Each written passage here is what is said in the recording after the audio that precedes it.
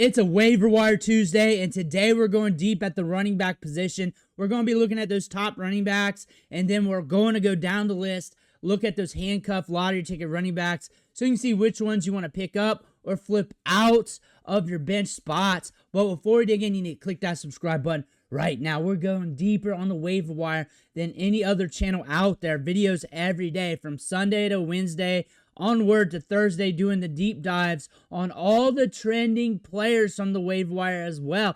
That way you know more about those players and their situations when you're blowing that big fab.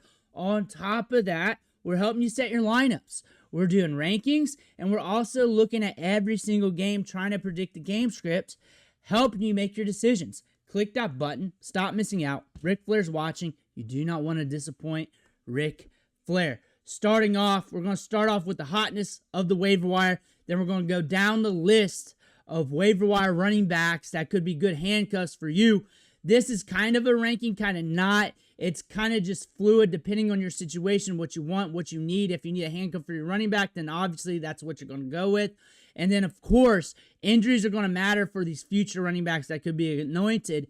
But Hassan Haskins, one of the top names off the waiver wire this week. Hampton's going to be out for some time here. He's the next man up off the waiver wire that everybody is looking at. Him and Kimani Vidal. And we're looking at the numbers here. I just did a video on both of them, doing a battle video looking at the numbers. It looks like we're going to have some sort of split here.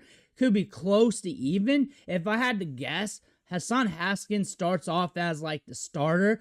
Vidal gets mixed in. It's going to be a little bit messy. It's going to be the hot hand / the hand that doesn't mess up. But pick your poison. Know your league. Know your fab. If you're good at running back, I don't think you have to make the play here, because you're looking at this offensive line, past every team. They could bring in another running back, and it could be like Thursday, Wednesday, Friday. Next thing you know, the waters are even muddier. I would try to go for the cheaper option in your league. When I'm looking at Twitter, it could be Kimani Vidal. But when I'm looking at certain fantasy analysts and who your league mates might be looking at, it could be Hassan Haskins here. So know your league in this situation. Know what you want to do with your money here, with your fab. I would not go all in. I don't think it's that necessary. But I would think Hassan Haskins would start off getting the touches. But I don't know if that's going to matter if he's not the hot hand, but he could be the hot hand. Kimani Vidal's also going to get that work, and then they're going to play off of that. Next up, A.J. Dillon. Why? Saquon Barkley's dealing with an injury. If they would have had practice yesterday, he would have been out. So we're looking at A.J. Dillon. This news might ramp up. It might ramp up to be more. This was lighter. This was just a random tweet from a beat writer. If he had practice, he had a knee issue, he would have been out. Same thing, Will Shipley. I'm expecting this to be a committee. I expect them to play off each other. Will Shipley has proven on small samples he can be explosive. A.J. Dillon, bigger, thicker running back. He's also an explosive player. But both these running backs could be part of the committee. You also got Tank there. So it would be muddy waters, but they use these running backs a good bit. They could get you there if Saquon's out. We're still monitoring that, but we're talking about the top of the waiver wire, the recent news, the top bidding. So you may want to look at these guys as well. Watch the news on Saquon Barkley throughout the week. Gus Edwards, because he's cheap, he played for the Chargers, they could pick him up. This is a speculation if you got a spot. More than likely, with bye weeks and injuries, you don't have a spot. More than likely, in a 12-man traditional league, more than likely you don't have a spot. But he could wreck this party for the Chargers. You need to pay attention to Gus Edwards, and if they sign him. On top of that, by proxy, any other running back change for this team. They could trade for a running back, because when you look at those two, you're like, how are they going to hold it down with those guys for multiple weeks? And they got a winning record. They probably want to prove on that. And then on top of that, look for somebody else they could potentially pick up as well. Gus Edwards, probably the most likely name, but doesn't mean it's going to happen. Kendre Miller, very underrated handcuff running back going into week 4, because that's when he got that touchdown. We got a lot of opportunities. Week 5, a 39% snap share, his highest on the season, 10 rushing attempts. We got a target. We're getting work every single week. Kamara could get traded to the Chargers. This team's 1-4. Kendre Miller's been looking good. He's been looking explosive. He's been looking good on the tape. He's held down his position for multiple years after being in the doghouse due to being in injury mode. But Kendre Miller, good running back prospect. If he gets the starting job, it ain't going to be the Michael Carter, Hassan Haskins, Damari Demicado, Kimani Vidal experience. It'll be more like Trey Benson, everybody blow that fab real fast and pick him up experience. So if you want to roster him and stash him, I would do that as soon as possible. He's going to get his own You Need video here soon. Kenneth Gainwell. Jaylen Warren's back at practice. We got the Browns this week, but we do have the Bengals on the road in week 7. He is getting some work even with Jaylen Warren there. It's not enough, but he's also proved himself a little bit more in week 4 against the Vikings. He's a stash play. He's going to be a gamble for lineups when Warren's back. Also, Arthur Smith is going to Arthur Smith. If you know him from what he did with Bijan back with the Falcons, some of those games we were just waiting for Bijan to get more touches, he could just pull out his bag of tricks with these running backs, make us scratch our heads with them every single week, and that could be a problem, especially when Gainwell's starting to look good and Jaylen Warren has been dependable. That is something to pay attention to, but he is worth the pickup. Tyler Allgeier. If you got Bijan, you better get Tyler Allgeier. If you got Bijan, you better get Tyler Allgeier. Big time. I think 40% of the players drafted in the top 50 of ADP at least missed one game so far. I think that's the number I saw. Like, it was a large number. That is something to pay attention to. Any running back that's getting a lot of touches right now, considering what we've been seeing, especially if they look like a running back, the backup that is, that would blow a lot of fab on the market, Tyler Allgeier would. Tyler Allgeier would. Tyler Allgeier is like that family member that you lean on in tough times, but like they're kind of quiet, so you kind of forget about him a little bit. He just does his thing, but you know who to call when your tire's flat. That's Tyler Allgeier. That's Tyler Allgeier. We don't hype him up enough, but he's a good running back. Tuten, we didn't get a lot of work, weren't super explosive last night, but again, it's if Travis Etienne goes down. Travis Etienne goes down, it's going to be a fat buster. Trey Benson experience all over again. Good, bad, or ugly, depending on the results, but still a fat buster, and you may want that. You may want to be ahead of the curve. He should be rostered. He was highly anointed pre-draft process, but he might be back to the waiver wire as we're flipping and ripping through these handcuff running backs. Ollie Gordon, another top lottery ticket handcuff running back, another future fab buster if Etienne goes down. We've been seeing players go down week in and week out as the injuries are going back to average or a little above average. Last 2 years, they were down. We were kind of used to that. Last year on the waiver wire from like Halloween to Thanksgiving, it was boring. I kept talking about Blake Corum, Trey Benson, the same players every single week, and the wide receivers got rough. This year, not so much. Ollie Gordon, next man up, earned a Doak Walker Award back in college, one of the top running backs in all of college football. This is a guy that can be productive if he gets more opportunity. Blake Corum. Sure, he fumbled, so didn't Kyren Williams. He's also in line to get a lot of work if Kyren Williams goes down. And what I've been saying is, look at the running backs who are getting a ton of work. If you got one of those, cuff them up. Cuff them up, especially if they got a fab buster running back. Blake Corum's one of them. He has a lot of indicators. He's getting a lot of work, a lot of touches. Alongside Kyren Williams, he's getting opportunities. He's good. He's a lunch pail running back. He's been looking good on the field outside of that fumble. But on top of that, like, you can definitely tell from the workload, how they're using him, that if Kyren Williams goes down, he's going to get a big workload. Hunter would be the next guy up. He would turn into a lottery ticket stash. Blake Corum, he needs stashed, and you need to get him if you got Kyren Williams just in case. Brashard Smith, we're watching the opportunities. We're watching the routes. We're watching the touches. We're seeing if that materializes a little bit lighter in week 5 per the coach speak, as it sounded like it was going to be higher. But again, the workload wasn't really high enough for lineups after week 4. Week 4 looked good. This is a player that we're expecting a slow burn. He is a deeper lottery ticket stash. He's deeper than like a Blake Corum, but he's a top end deep stash to where things could just rip all of a sudden. And if it was, and I had to guess, which is unintelligent because you need real data to work off, I would say double-digit weeks, somewhere around there, later in the season, as they try to switch up this offense, try to give a different look. Rashee Rice is going to be back, but he's a mixed bag player running back wide receiver weapon that they want to implement, and he's just going to take some time to develop. Sean Tucker. If something happens to Rachaad White, next man up, one of the top running backs in all of college football, has shown in very small samples he can play well in the National Football League. He's getting a small opportunity share, but it's kind of to be expected. You're throwing him lineups right now just praying he scores a touchdown, but you're not really doing it as a lineup play, just in desperation mode. Sean Tucker, though, one of those backup running backs in the league that has a lot of upside, especially if we catch an injury to Rachaad White. Trevor Etienne. You're watching Rico Dowdle. You're watching him. If he goes down, if there's more injuries to his backfield, you're looking at him. Very explosive player. Got 4 carries last week. We got the Cowboys coming up.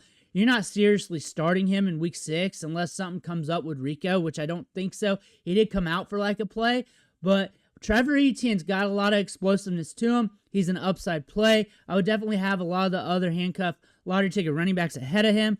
Brian Robinson, only if Christian McCaffrey goes down, you're going to want him. You're also going to be looking at Isaac Rondo and the other running backs too. A good thing about Brian Robinson, he's getting work, he's getting touches. They traded for him. This offensive line can buoy his production. The volume in the run game can buoy his production. It could be some sort of committee with these running backs. Christian McCaffrey goes down. He will get a first crack, though, if that happens. If I got Christian McCaffrey, obviously, I'm going with Brian Robinson. Ray Davis. If I got James Cook, I'm going with Ray Davis here because I got him stashed. I got him handcuffed. James Cook's getting a lot of touches. We know James Cook is good. To be good in fantasy, you got to get a lot of touches. He has proven on a small sample he can be an RB2 in fantasy. He gets work up the gut. They'll use him a little bit in the pass game. At least that's what they shown last year. He's a running back to look at as a stash play, and that's per strategy if you got James Cook, or if you want a guy in a good offense that's a veteran that's proven on a small sample. Ty Johnson, when I think about Ray Davis, if that happens, like last year, they're going to talk about which running back to pick up. And the thing about Ty Johnson, he'd be cheaper on the fab. And also, if you're in like a 16-teamer, 18-teamer, 20-plus teamer, Ty Johnson, more likely to be rostered or off the waiver wire right now than Ray Davis. He's more likely going to be on a team. He will get some work. He could cash out big. Good size, adjusted athleticism. Will get work in the passing game. Ray Davis is projected in this situation, which is a hypothetical right now, to get the bulk of the work, bulk of the opportunity. Or Ty Johnson will be the spell back, but he's so explosive, he could hit big, and he's good in deeper leagues. DJ Giddens. If I got Jonathan Taylor, I'm looking at DJ Giddens hard. Jonathan Taylor, characteristically, will miss some time here and there. That doesn't mean he will. But again, a running back that's getting a lot of touches, a lot of opportunity. Running back's going to running back. Running backs get banged up. And Jonathan Taylor's on an offense that's picking up the pace, that spreads the ball around, that moves the change.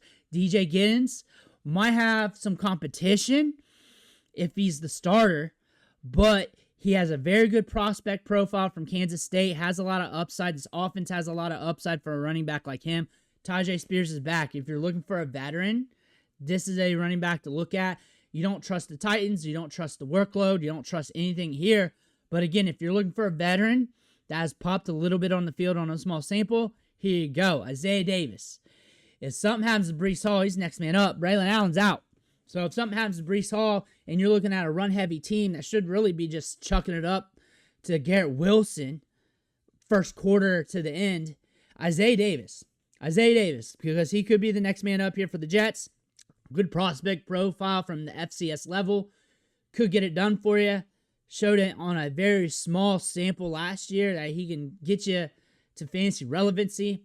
Maybe you want to look at him. Kyle Money guy. I like him a lot.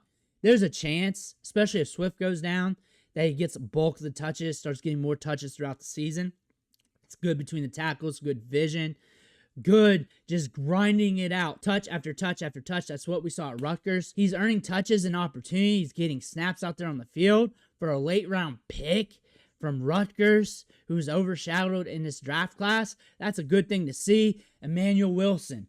Last year, he had some games where he was fantasy relevant by the numbers. He's a backup to Josh Jacobs. If Jacobs goes down, Manny Wilson's up. Manny Wilson could be buoyed by this offense. This team's in weird game scripts. Definitely could see him as a guy you want to pick up. MarShawn Lloyd can be stashed on your IR spot, and you just wait. You wait it out. See what happens. And then if you got to drop a running back, you just pick up another lottery ticket running back. I'm going 20 plus deep right now. There's going to be another one there for you to look at. But there's upside here with the athleticism. He hasn't proved whether or not he's good or bad for the NFL, for the Packers, or for fantasy football.